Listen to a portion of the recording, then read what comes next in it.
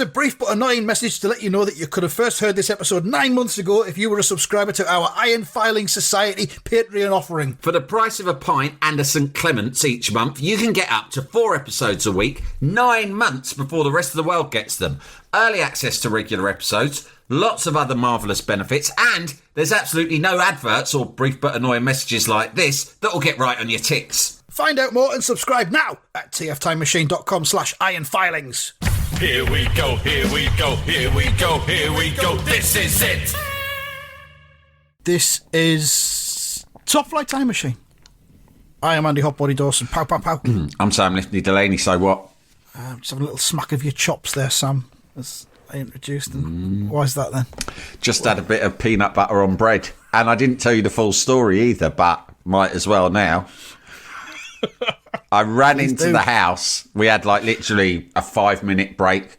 I ran into the house and I just thought, it's not quite lunchtime, but I am gasping for a snack. You know, when you're overwhelmed with a sudden and all-consuming hunger. I thought, there's no way I can wait till after this podcast to put something in my tummy. So I got a bit of bread and I smeared it with peanut butter, and then I folded the piece of bread over. Right, you know, one of those kind of like makeshift sandwiches. Yeah. And I took a bite and I thought, I've got to eat this fast when I'm walking back across the garden to the Vita Modular. And then last minute I thought, it's not going to be enough. So I went in the cupboard where I knew there was a multi-pack of Walker's salt and vinegar crisps, which probably meant for the kids. But I grabbed one of them out and I opened the bag and I started stuffing them into the peanut butter makeshift sandwich. And I fucking wolfed it. I wolfed it down, mate. Mm-hmm. I hoovered it up, and was still, by the time got you on the FaceTime, I was still, the chops were still being licked, weren't they? They were. You've done the right thing though, because they always say never pod hangry. Quite right, and that's our advice. A lot of young podders come to us for tips, don't they? And that's something that. If there's any young podders listening, just make sure you've got something decent in your stomach before you attempt to pod. We got that from the No Such Thing as a Fish gang. They told us, That one on the lad in the glasses told me that at a lock-in once. At a lock-in in Bermondsey. So it's Roy of the Rovers again. And I have in my left hand 14th of April 1984 issue of Roy of the Rovers. It teases us across the top with a Sheffield Wednesday star in Sign Please. Who could it be? Who could it be? I'll let you have a little guess. 1984. 1984 Sheffield Wednesday. Not that familiar with 1984 Sheffield Wednesday. If it was 1985-86, I reckon I'd have a better chance. You know, I'm not sure. I mean, it might be the same players might have been playing for them in 84 if you want to use that as a starting point. Well, in that, I can only go with Lee Chapman, although I've got a feeling that he might not have been there yet. But let's go for Lee Chapman. It's not Lee Chapman, unfortunately. I think he might have been at Sunderland at this point, 84. Okay. Pre-Sheffield Wednesday. Anyone else? Any other names you want to just chuck out? What does your gut say, Sam? What does your gut say? I'm really struggling to think of like Sheffield Wednesday players of that era. Can I just show you? Oh, hang on. I think I might be able to think of a Sheffield Wednesday goal. Is it the goalie? No? No. Okay, just tell me. Just show me. You kick yourself, I think. David Hurst? No. Gary Megson. Gary Megson. There you go. I didn't even see the name. You showed me his face. It's like he's one of the most immediately recognisable players of the 80s. I mean, Megson played for almost everyone, so he did, yeah. Yeah, I would have never guessed. I would have never guessed he played for Sheffield Wednesday. Any of these guessing games, if you're not sure, just say Gary Megson. Yeah, you've got a fighting chance of it being right. He managed quite a number of people as well, didn't he? But he's disappeared off the radar now. He did. He got found out. It's probably fair to say. Yeah, and he's retired from public life now. Withdrawn, along with Peter Purvis. Yeah, happens to us all in the end. Oh, can't wait for that one to me. Fucking hell. What a day that'll be. Okay, so it's Roy the Rovers, and on the front page The story continues. Walford Rovers, the club which Roy Race had briefly managed, and Melchester Rovers had both reached the semi-finals of the FA Cup and were now locked in a desperately close league match. An injury had sidelined Roy. Joe Bellamy, the Walford captain, had accused him of hiding. Joe Bellamy, of course, Walford's club cunt. And the first thing we see, as a cross comes in towards Bellamy, and Bellamy's wearing the number 9. So that's another reason why he'll have hated Roy, because Roy's turned up. Right, you. Took his shirt off him. You, whatever your name is, I'll need your shirt and your armband. I'm the new captain of number 9. Well, where does that leave me? Couldn't give a fuck. Next question. Where does that leave me? Well, you tell me. Ask yourself that question. On your ass, by the looks of things. But at least that's where I'm going to fucking put you if you keep looking at me like that. Next question. Not from you. You've had 2 already. I'm only allowing 2 questions per lad. You. It's classic first day in a new job stuff, isn't it? Yeah. Go up with the biggest lad, give him a smack. The cross comes in towards Bellamy and he thinks, that's mine. And there's a great looking Walford player in the middle just to his left who has got it's almost got a Jimmy Hill beard. He looks a bit like an extra from like Robin Hood or something. Yeah. It's quite medieval. Very, very masculine. So, great cross. Go on, Bellamy, says a fan. And Bellamy thinks, that's mine. Another fan shouts, let's have the winner, Joe. And he throws himself at it. It's diving header in midair, and it just sails past the posts, past Charlie Carter, who, let's be honest, has got it covered anyway. And Bellamy thinks to himself, dash it. Yeah. He's not. Dash it. In real life. Fuck it. Shit on it. Yeah. It comes from the crowd. Ooh. Oh. Oh, hark at her. Oh, dash it, she says. Taffy Morgan and Roy sighed with relief. This, of course, is in the dugout because Roy's not playing in this one. He's hiding, according to Joe Bellamy. Taffy says, if Bellamy had knocked it back instead of trying to score, Roy... Roy would be like, don't fucking talk to me about Joe Bellamy. I am not fucking interested in what Joe Bellamy does, says or thinks. I don't even want his name mentioned. We would have been in trouble, Taff. All Bellamy can think about is trying to score a personal triumph over me. That's bad news for Walford. So yet again, you take me on, you lose. I win. Your move. There is no move. You're cornered. You're in a cul-de-sac. Checkmate, stalemate, whatever it is, I'm not sure. Don't play chess. Fucking girls' game. Game Next over. question. Yeah, like they say on Pac-Man. Game over. Bloop, bloop,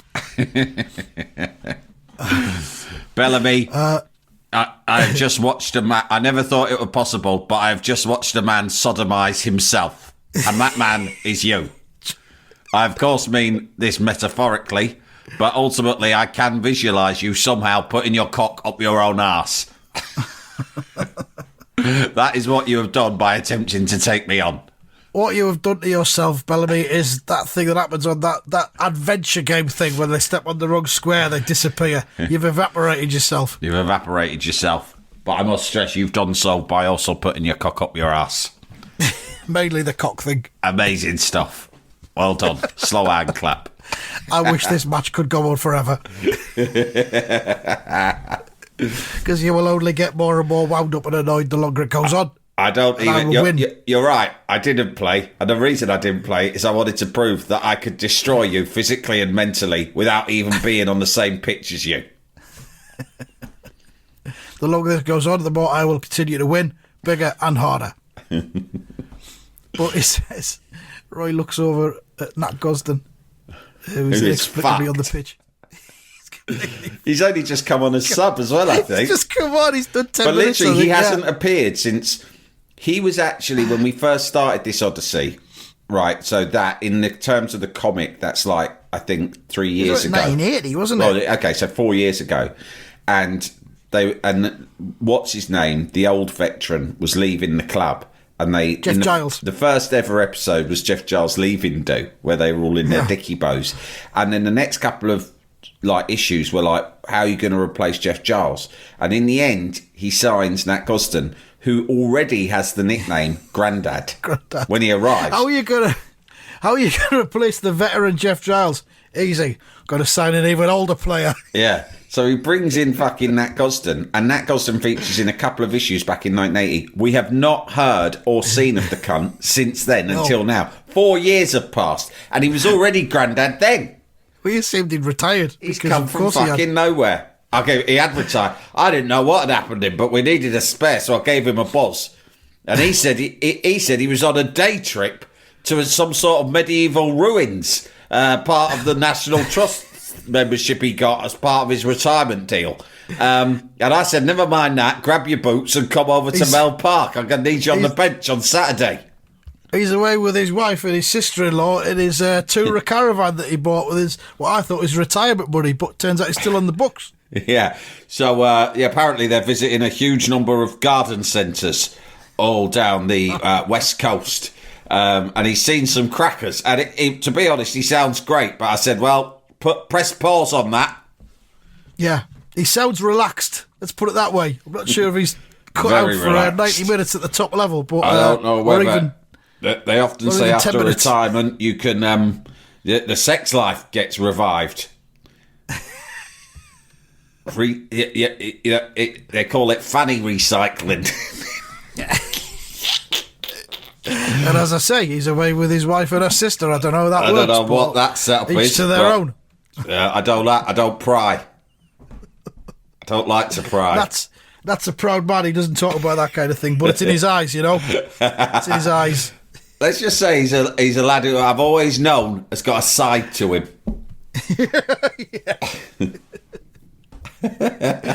He spent a lot of time in the company of Frank Boff. I find odd. He's that old.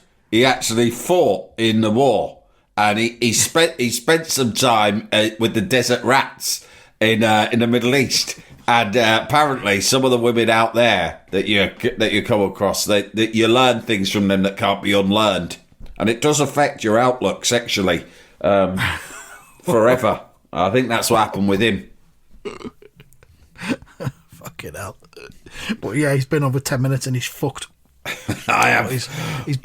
I am fucked, Roy. Roy, I'm telling you, I'm fucked. Get me off. You're better off with 10 men. Get me off. Either get me off or get a fucking ambulance outside ready. I tell you what, another 2 minutes and I'm going down. I am fucking out of this game. I will literally shut my own body down. No more fucking garden centres for me, I tell Survival you. instinct. You fucking killed me here. I feel like one of my lungs just fell out of my arsehole. Speaking of Frank Boff, by the way, I'll give you a heads up, there was a documentary about him on Channel 5 the other week. It was shite. Was it?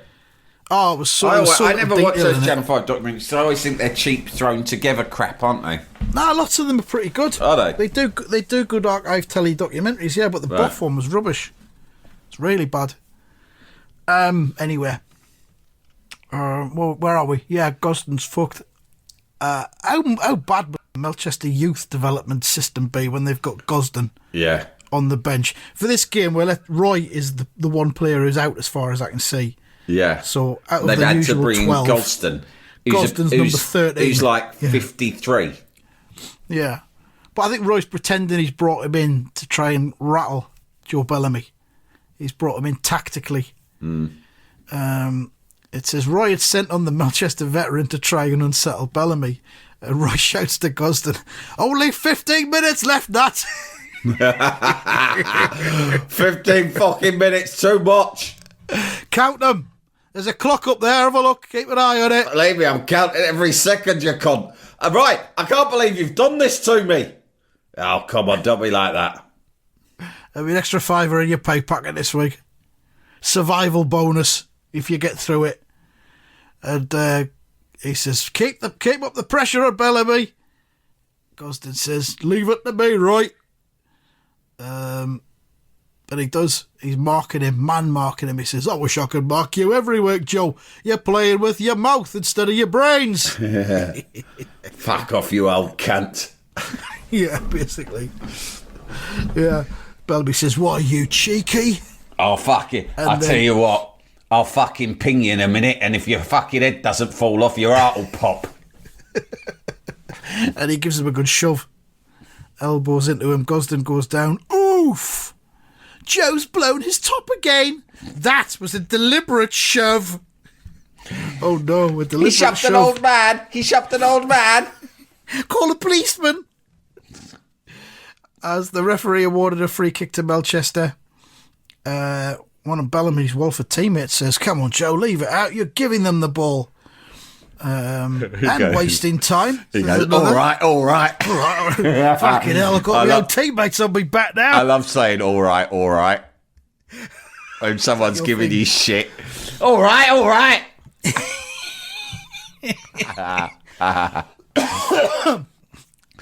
You sound like my fucking missus, nagging in my fucking lug hole. I think it does feel like a London thing. All right. Yeah.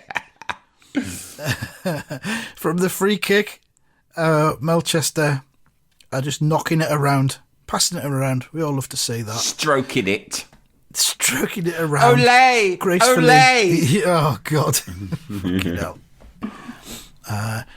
Melchester are just knocking it around, taking the heat out of the game. Joe Bellamy's frustration was spreading to his teammates, it says. And, who's that new lad they signed? The youngster. Neville someone, innit? He gets hacked down, sliding tackle from a Walford player. Hey, he says, as he gets fouled. Hey, don't do that. You can't do that. That's not allowed. That's not in the rules. Another foul. This isn't getting us anywhere. The Walford fans. They're getting infuriated as well. Melchester free kick. There's a 6-man wall. It goes right through the middle of it. Fuck's sake, look at the state of it. Shittest wall ever. They're all standing about a foot apart from each other. They haven't even got a sleeper lying on the floor. I heard a commentator call it that the other day and realised it was called a sleeper. Fucking hell, nor did A I. lying down man. It's become prevalent. Jalapeño. But Melchester almost grabbed the winner. What a shot from Rob Richards. Palmed away by the keeper. Moments later, it was all over. A 1-1 draw, stalemate. So what? I thought Melchester were hanging on to a lead from the way they were playing. All the ole stuff. No, all right then. I've hung on for a draw. Fair enough. If they meet in the final, neither side will have a psychological advantage over the other. Yeah, that's a good observation. That you're right. Anyway, should we go down the pub? Yeah, exactly. You're not coming to the pub, are you? Yes, I am actually. There's always I've got permission from my wife this week. When you go to the pub after the game, sometimes someone who's an unfamiliar member of your group, an occasional cameo, this is in real life, will try to introduce football to the conversation. And you all sort of glance at each other like, who's this cunt? Yeah. You know, like someone like you're all just having a laugh and someone goes, I really hope he doesn't go with the back three again this week. I just didn't see that working at all. And you're like, all right, fucking hell. Calm down, James Richardson. We need to be working harder on our high press. Yeah, my Gingham press. You're like, mate, what are you talking about fucking football for? Well, we're about to go to the game. I thought that's what you did in the pub for the game. No, it's not. I thought I'd set the scene. Yeah, exactly. It's all part of the build-up. I saw it on an advert for Sky Sports. Yeah. Everyone goes to the pub and gets excited talking about the game. And then we all have a beer and a pie, but that is tradition. Oh. Fuck off. Would you like to come round to my house for Super Sunday? We can all sit on the sofa and jump in the air when there's a goal. I even wear my shirt when I'm watching it on the telly because I'm so passionate. Oh, you fucking nonce. What? I'm not being funny, mate, but you sound like a pedo.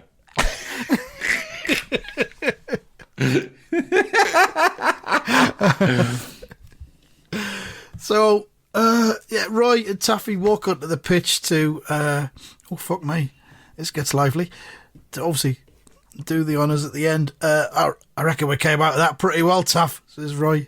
Watch it, Roy, our Joe hasn't finished with you yet. Taffy's looking over his shoulder. Joe Bellamy's being led away by a teammate, and there's a policeman there, looking quite stern, keeping an eye on Bellamy just in case it kicks off. He's one of the policemen who wears his helmet, and he's got the chin strap, but they don't wear it under the chin. It's in that area between the bottom of the why mouth do they and the do top of that? the chin. It bothers me. I don't know. It just sort of bothers me. I kind of you almost want to go up to them and move it. Yeah, mate, I'll do that for you. Sorry, it had ridden up a bit. It had ridden up. It had ridden up to your chin perineum. Yeah, Neil Ruddock did that there at Cantona once. He went over and turned the says, collar down, Eric, didn't your he? collar's up. He turned his collars down for him. The other thing that someone told me that Neil Ruddock used to, I'm sure I've said this before, is that in the warm-up on the pitch of the game, he'd go up to whatever centre forward that he was marking that day. He'd approach them. I already like this. And he'd, while it was just the warm-up, he'd go, oi, I'm marking you today. And then he'd go, and then he'd just stand there and right in front of him, start straining his face and literally just piss his own pants in front of the striker. Right? And unless you were up close, you wouldn't know it was happening. Yeah. Right? But the striker would fucking know. And he'd just stand there silently in front of him, pissing himself. And he'd go, yeah, I'll see you later. Right? Amazing. And so, one, you'd think he's insane. But two, you'd think, I'm going to be backing into him. My whole job is to back into him all day, and I will be covered in Neil Ruddock's urine. Yeah. Oh, that's so good. It's got to go in the Power Play Hall of Fame, that, hasn't it? Oh, completely. Yeah.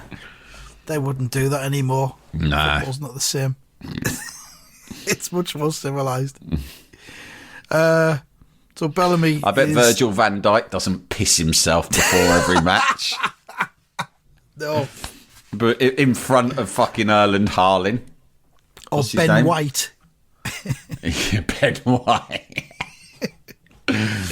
Or that Japanese lad who plays right back for Arsenal. Yeah. Harry Maguire might, but it might be more inadvertent. It's an accident, than deliberate. Yeah. I've done it again. I got nervous. I wish he'd sell me, boss. It's a nerves piss. So Bellamy has a bit of a tirade at Roy. You were lucky, Rice, and I still say that injury was a fake. You dodged this game like you walked out on Walford. Pack it in, Joe. He won't stop. Then we go to a single close-up of his insane head. It's just all muscle and fat and sinew and creases and shiny hair. Rage. Yeah, let's hope your injury, in inverted commas, clears up in time for the final, assuming you're lucky enough to get there, because I'll be waiting for you, superstar. Yeah, I can't fucking wait, you little bitch. What did you call me? I called you a fucking bitch. That's all you are to me. You're a fucking poodle. A bitch poodle. And I'll fucking see you at Wembley, cunt. I'll tell you what, I hope you like the smell of my piss, Bellamy, because it's going to be all over me at Wembley. I never mind that doing it secretly. I'm getting my cock fully out, and everyone watching all over the fucking world is going to watch me piss directly onto your head. And I'm going to do it right before I lift the fucking FA Cup. In fact, no, change your plan. I've just thought, I'm going to win the FA Cup, then I'm going to piss in the FA Cup, and then I'm going to go and tip it on your fucking head. How'd you like that? And then Jimmy Hill can come and fucking interview you all about it. And Jimmy Hill can go on a telly and complain about the modern game. Because there's nothing more modern than that, I tell you. Yeah, I've rattled him now, haven't I? Revolutionary. I've rattled him now, haven't I, Taffy? Yeah, well, it was might have, quite, actually, yeah. It was quite the teenage, Roy. Yeah, I know it sounds like I'd pre-planned it, but honestly, I was just riffing. Very good, Roy. Still got it. Impressive stuff. You put the fear of God into him. Good. I tell you what, I'll do it as well. I know you will, Roy. Bellamy's outburst was the talk of the Melchester dressing room. There's all the players in various states of dress and undress. Duncan Mackay with a towel around his neck. Blackie Gray just buttoning up his white shirt, obviously ready to go to the players' lounge with Roy. We're going to the Feathers tonight. It's meat night. It's meat night at the Feathers. There's dancing girls on as well. Roy's organised it because it is a special treat. I think that's Jimmy Slade there. It usually is when you're not sure who it is. Jimmy Slade says he ought to be carpeted for bringing the game into disrepute. Duncan Mackay, I hope Walford do make it into the final. Then we can really put Bellamy in his place. Could have done it today, but you didn't, did you? Soft lad. And Blackie says, we've got to get past Western Villa first. And that'll be a tough game for Roy, wondering how Walford are getting on. They've cast a kind of shadow over him. Look at him, he's all sad and confused. And Roy's listening in, looking concerned. God, these are the days when both FA Cup semi-finals were on the same day. They weren't even on live, you'd have to watch them on Match of the Day at night. Alright, over the page, further on in the comic, part 4 of this story. During the build-up to the semi-final, Roy's fitness dominated everything else. He's getting back into training again there in his all-yellow training kit. Nice running, Roy! Now let's really give that right knee a test, says Taffy Morgan. I'm self-training, Taffy. Concentrate on the others. You know I'm a self-training mechanism. Self-cleaning as well. Like the vagina. I refuse to train with the other players. They only hold me back. I play again just as I did when I was a kid, and I taught myself to play football because my father was often absent and / disinterested in my development as a human. I play against imaginary players. His negligence and neglect has made me into the man I am. Never look back. I thank him for it. I thanked him for it on his deathbed when I went along to Melchester Hospital to watch him die a slow, painful death of, I believe, blood cancer. I stayed awake for 38 hours waiting for him to pass. And I leant right into his ear as the final death rattle emitted from his broken lungs. And I whispered very simply, thanks, cunt. And then I kissed him very tenderly. I kissed him tenderly on his wrinkled forehead. And I chuckled to myself as I exited the room. Good night, cunt. It was a very special moment for both of us. Very memorable. I said to him, this is it. Was it the best moment of my life? Well, it was up there, for sure. Top 5. I whispered to him, this is it, there's nothing else. You're going nowhere. Fade to black. At least your pain's over now. You've lived an awful life. A horrible life. An ugly life. You've created damage everywhere you've gone, and now you're going to die. Is that it? Any more? No. Okay. So Taffy tells him to give the right knee a test, which he does by hitting one with his left foot, it looks like. Go for it, Racy. It's gone. That's okay. It's gone right into the back of the net. The boss is back in business, says Noel Baxter. Well done. Clap, clap. Oh no, now Nat Gulston's back in it and he's aged overnight. He's got, even though he looks like fucking Yoda at this stage. Fuck me. Well, that The old squad is fighting fit after that job you did for us against Walford. I'd like to guarantee you a place in the final. Oh, fucking hell. Please don't. What are you do that for? Because a decent 15 minutes in the last God. game. They're not even in the final yet. Yeah, we definitely will be, though. I have foreseen it. That goes to says, but you can't, Roy. Don't worry about it. All this cut blood and thunder is for the young ones. I'm just happy to come in handy whenever I'm needed. The last thing I need is 90 minutes at Wembley. Fucking finish me off. I know. The size of that fucking pitch. That really will kill us. Well, I know. I've got that policy out on you, remember? Oh, of course, yeah. And so, the following Saturday at the neutral ground of Tynecastle. Hooray! Rovers! Villa! It was great when they had the FA Cup semi-finals at neutral club grounds. Neutral grounds. So much better, wasn't Wembley. it? And it was so exciting to see which it would be, like which ground was chosen and all that stuff. Because of the concept of getting to Wembley. I know. It's as in for the final. Well, they do get to Wembley again. They do it because it costs them so much, and Wembley are on the make non-stop, aren't they? Yeah, totally. You fucking hire it out for bar mitzvahs if you want. And if you did and you paid enough, they'd move the cup final for you. Oh, it's supposed to be the cup final that day, but I tell you what, if you check us a bit extra, we'll move it to the Sunday at I don't know, 6:45 p.m. on a Sunday. Do you know what I mean? What's that? There's two clubs from the north in it. They won't be able to get back home. Fuck them. But there's a Premier Inn round the corner. Yeah. So they're running out, and Melchester are playing in our away kit. Whoa! It's white shirt and red shorts. I like it. Fucking hell. I like it, do you? Yeah, very good. Roy's wearing long sleeves, whereas Blackie is wearing short sleeves. Oh. Almost 20,000 Melchester fans had crammed themselves into the ground. Where are Walford and Melbourne playing? Says a fan. And the other one holds a transistor radio up in the air and shouts, at Dean's Park, I've got the tranny tuned in, ready for the radio commentary. Yeah. We'll make sure the Rovers know exactly how the other semi-final is going, especially if Walford are winning.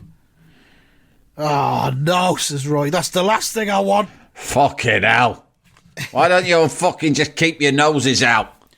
Why can't you cunts just fucking shut up, watch the game, and then fuck off at the end without fucking talking about absolutely everything? If you say something good, clap. Otherwise, shut the fuck up. I don't mind if you sing my name or something like that, but other than that, just keep fucking stum, will you? Don't any fucking news. Why don't you fight the opposition fans like proper fans of the other clubs do? Instead of sitting there pontificating. Try and get this thing called off, then we'll know who we're playing in the final. Well, we have to play the replay of it. Fuck me. So there we go. We'll find out what happens. Follow the fortunes of Rovers and Walford next week. It says marks out of 10. 9 for me. 9. It's a 9. Strong Joe Bellamy content, which has really boosted it for me. Just a quick one in the Roy Talking page. I'm going to spare the blushes of the young correspondent. I won't name him, which you might agree with when you hear what he's written in. Replying to your request earlier for this season for goal scorers, you've got one. Incredibly, in our league season, which finished in February, I scored 12 own goals. Oh, my God. I play for the 27th Norwich Cubs, and in one game I actually notched a hat-trick at the wrong end. Not surprisingly, we were relegated. Why is he boasting about it? What a legend. This kid either gets off on, losing and being the architect of his own downfall and misfortune, or he's just a liar. You know what I mean? I scored 12 own goals this season. Only 10 of them were on purpose. What the fuck? So, I don't know, there's a lot to think about there. Roy says, at your age, there's plenty of time to get things straightened out. You could try playing up front, for instance. So, there we are. Yeah, quite chilling. I might search that kid's name to see if he's gone on to commit crimes later on. It was probably, wasn't it Frank Sinclair used to always score own goals for Chelsea? I think so. Probably yeah, him. but he probably only scored like 3 or something, but it then became a thing. All right, that's it from this one. We'll be back and find out what happens in the Cup semi-final next time. Thank you and goodbye. Goodbye.